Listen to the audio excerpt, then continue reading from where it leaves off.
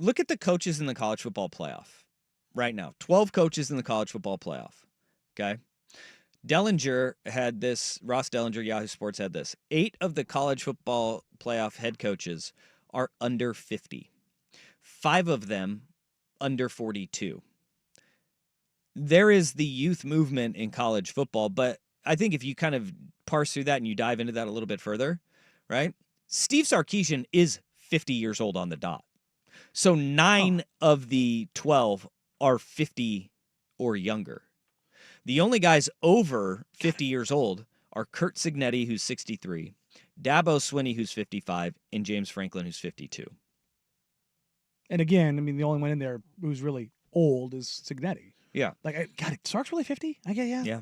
I guess that makes sense. I mean, they were the Wonder Trust 25 years ago now. When we are 40. So, but this, if you look at it a little bit further than that, though, this is where the dynamic head coach comes into play. Mm-hmm. Because think of these names, though, of the guys, and you tell me, just yes or no, are they dynamic or not? Kenny Dillingham. Yes. Okay. Spencer Danielson, Yes. Boise State.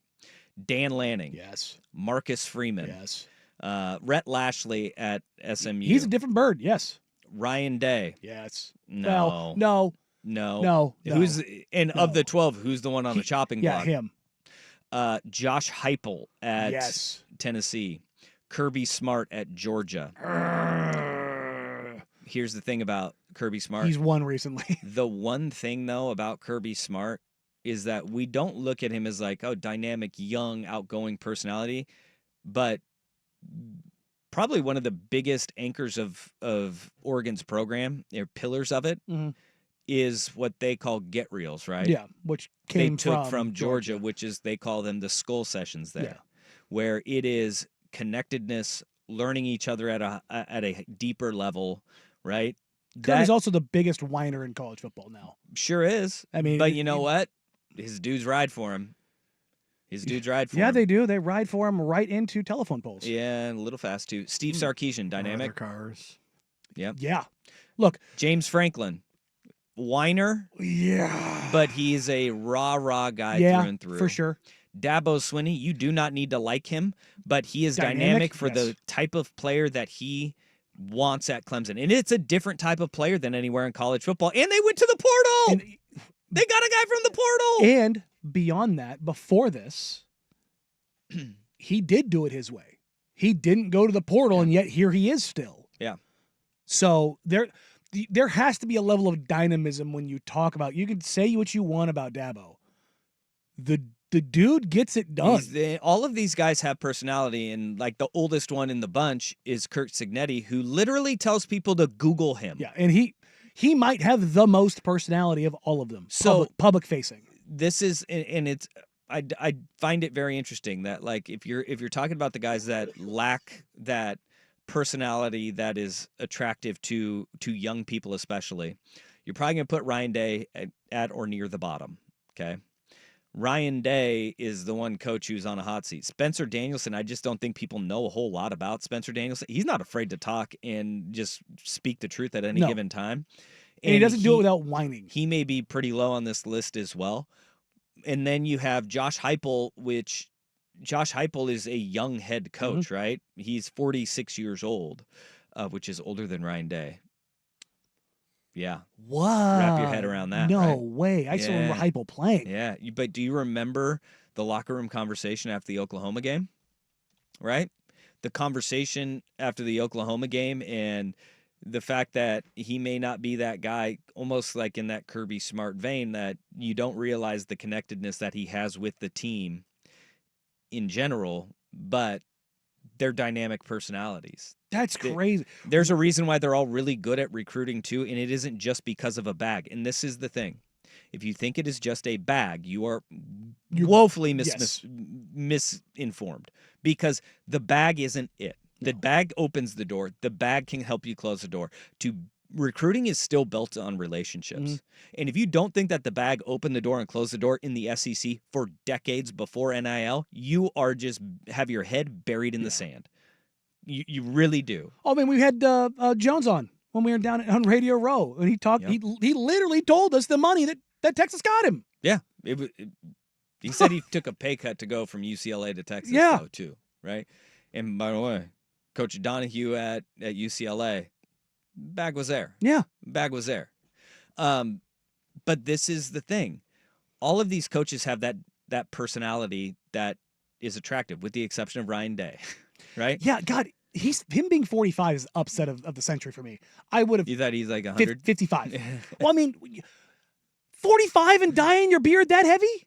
Hey. Come it's on, dog. natural. It's natural. It's natural. But this is the thing about it. Lincoln Riley, that roster is turning over because I don't think that is there. And that was the criticism of people of him at Oklahoma too, right? Was like the people at Oklahoma were like, he is wickedly smart when it comes to X's and O's.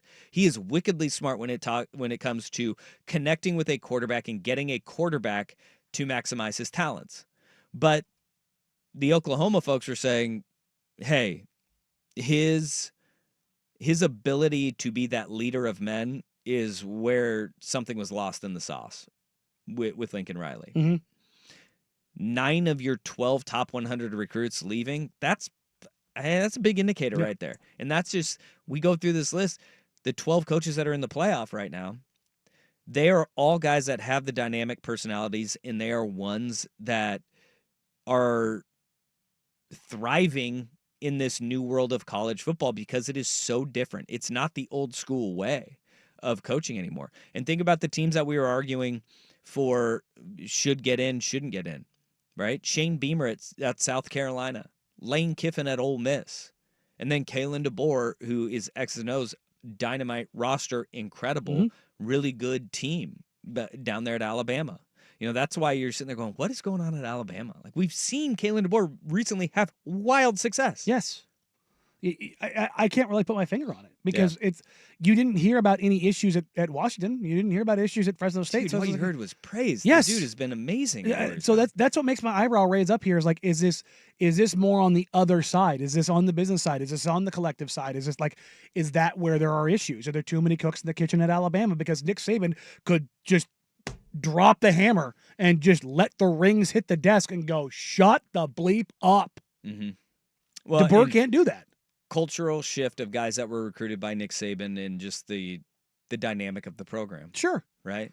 I mean, it's like everybody rolled their eyes at it and laughed at it when the callers were calling in Feinbaum saying, he doesn't even tuck his shirt in, pow, pow. But at the same time, that almost militant regiment that they had at Alabama is what attracted some guys there. Because guess what? Again, recruiting still matters. Yes. Connection with the coach still matters. And it may not matter to some guys because they'll get a bigger bag somewhere. But how many guys have we seen in this transfer portal boomerang back around to places that they were going to go to and they ended up going somewhere else? Because the money shifts. Money shifts. And look, a lot of these guys realize not worth it. No. Not worth it. I'll still get a lot of money and go to the place that you want to go to first. More often than not, the reason it attracted you was for reasons other than money. It's crazy. This is interesting to kind of look at the state and landscape of college football. It is.